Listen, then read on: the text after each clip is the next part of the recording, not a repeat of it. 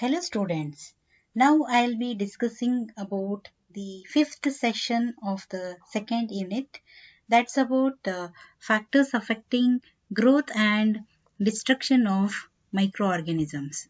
In the previous class, we discussed about the uh, general characteristics of fungi, that is especially the general characteristics of molds and yeast, their beneficial aspects and the harmful aspects. Now we'll discuss about the factors which influence the growth and destruction of microorganisms.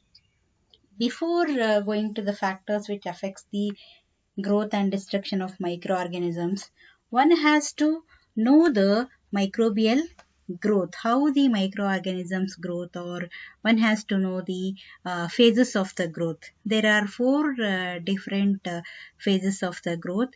This was done in the laboratory by using the microbial lab culture, and a microbial lab culture typically it passes through four distinct sequential phases such as lag phase, log phase, stationary phase, and death phase.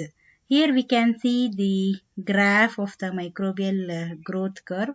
In the lab it was done especially for the bacterial growth curve. Most of the microbes they have this kind of growth curve only, but not all growth phases occur in all culture. What is this lag phase or exponential, stationary phase, and the death phase? Lag phase, in the lag phase, the number of cells they does not increase. However, considerable metabolic activity is occurring as the cells they prepare themselves to grow. This phase may not occur if the cells used to inoculate a new culture are in the log phase, and also provided conditions are the same. So here what happens, they themselves make themselves to grow. They won't multiply in the lag phase. Whereas in the log phase, which is also called as a exponential phase, it is also called as logarithmic phase. Here, cell numbers increases exponentially during each generation time. The number of cells in the population increases by a factor of 2. The number of microbes in an exponentially increasing population increases slowly at first, and later it increases very rapidly. So this is the log phase or exponential phase. Next to that is the stationary phase. Here the number of cells they does not increase, but changes in cells occur. Cell becomes smaller and synthesize the components to help them survive longer periods without growing.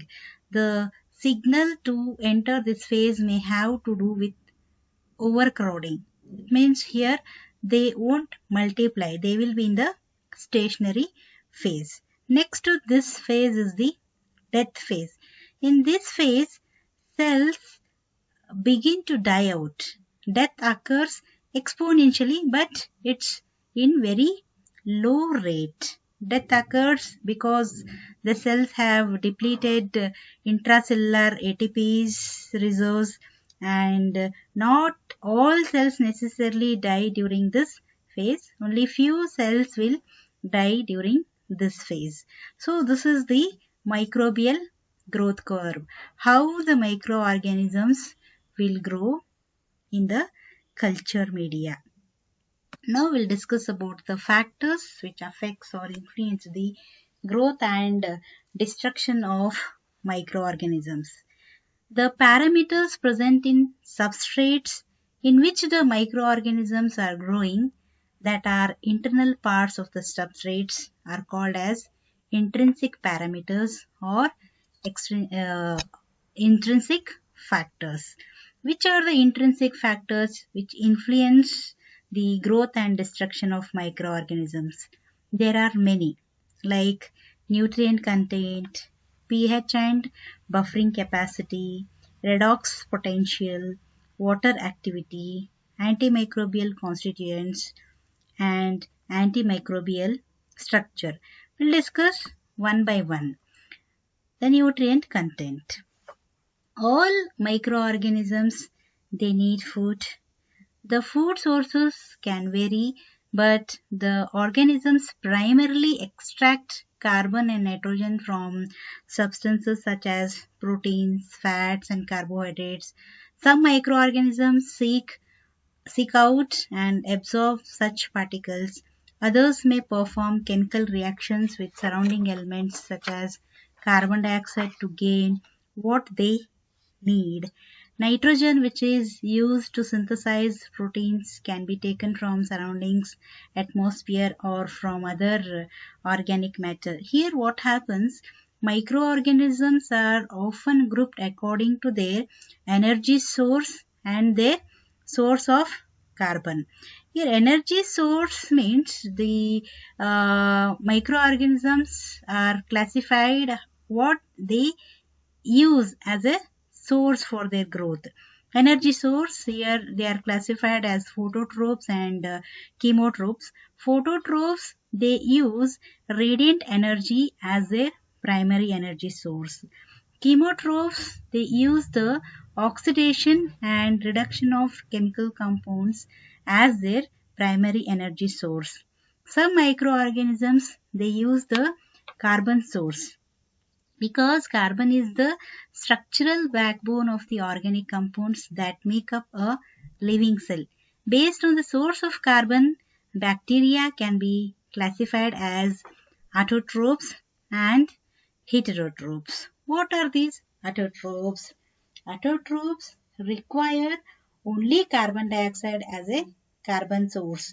An autotroph can synthesize organic molecules from inorganic nutrients, whereas heterotrophs, they require organic forms of carbon.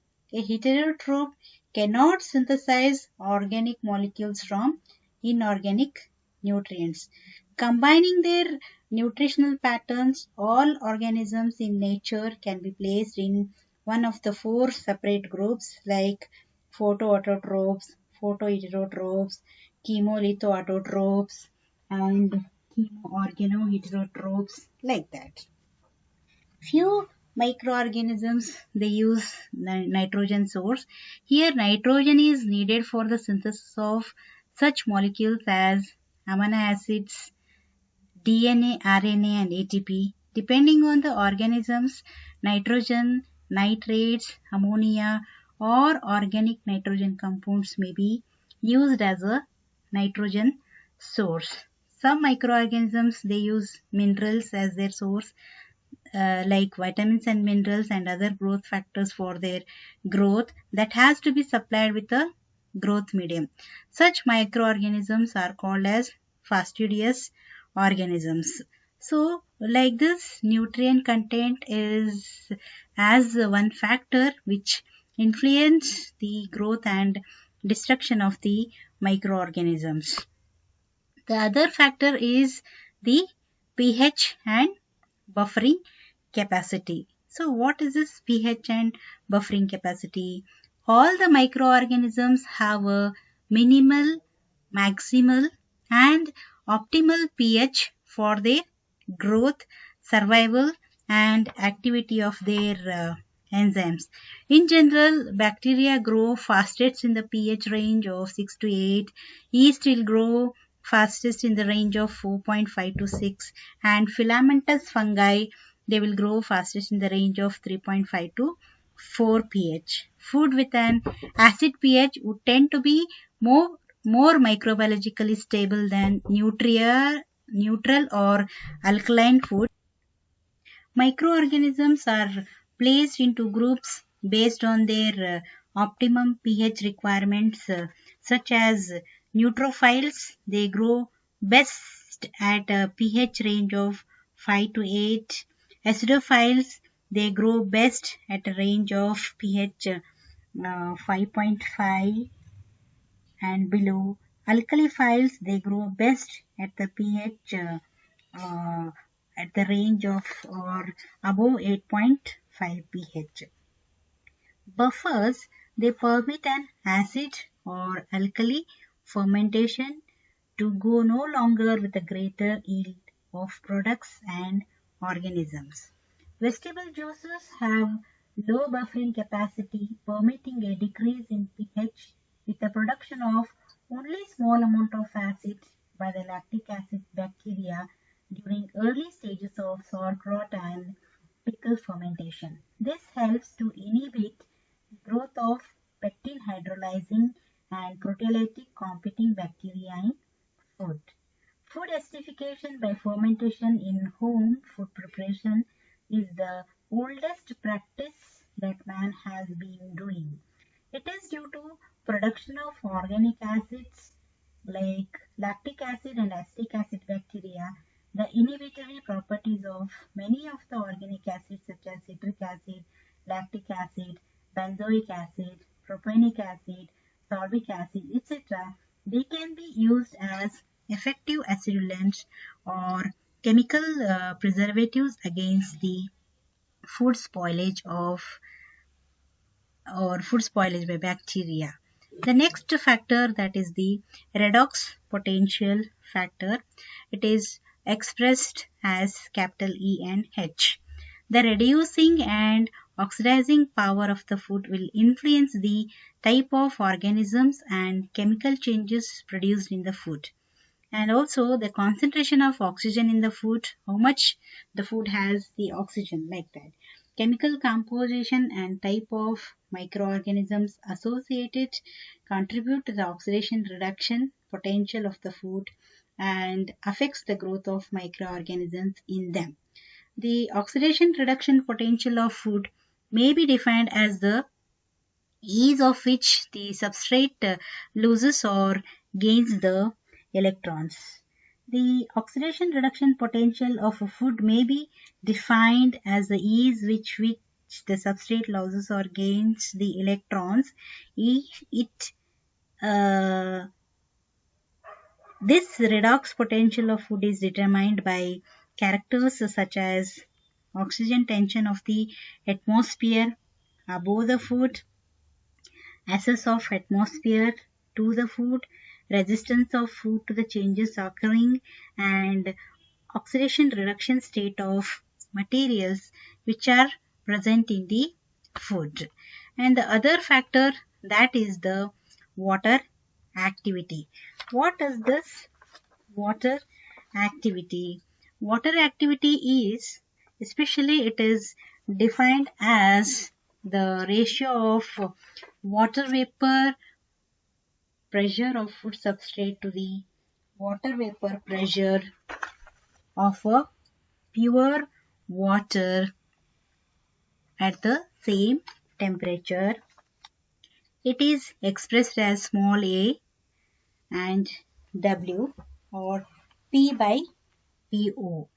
The lowest water activity value for foodborne bacteria is 0.75 for halophiles, that is salt loving microorganisms, whereas xerophilic, that is dry loving microorganisms, especially the molds, and the osmophilic, preferring the high osmotic pressures, have been reported to grow at water active values of 0.65 and 0.61.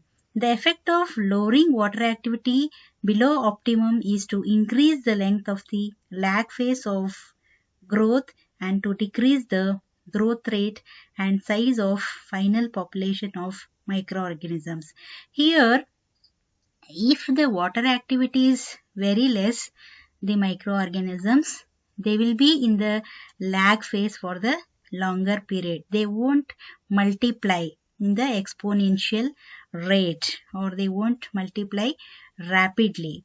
If even a little amount of moisture is applied to that particular food which is very dry, there the microbes, they start growing very fastly. The next factor which affects or growth and destruction of the microbes, that is the antimicrobial constituents. Antimicrobial constituents here the inhibitory substances which are present in food as its own origin or added purposely by preventing or inhibiting the growth of organisms. The stability of certain foods against the attack by microorganisms is due to the presence of certain naturally occurring substances that possesses and express the antimicrobial activity. Milk contains several antimicrobial substances including lactoferrin, conglutinin, and lactoperoxidase system. Eggs also contains some antimicrobial constituents such as lysozyme, ova-transferrin, and canalbumin. They have shown some antimicrobial properties. Some plant species are also known to contain the essential oils that possess the antimicrobial activity such as eugenol in cloves, allicin in garlic, cinnamic aldehyde and eugenol in cinnamon, allyl isothiocyanate in mustard. These are some of the antimicrobial constituents which are present in some foods which won't allow the microorganisms to grow. The next factor, that is the biological structure or the antimicrobial structure which are present naturally in the food which hinder the growth of the microorganisms. The example for that is walnut. That is the best example. That is a physical protection of the food which helps for the preservation and determination of the kind, rate and course of spoilage.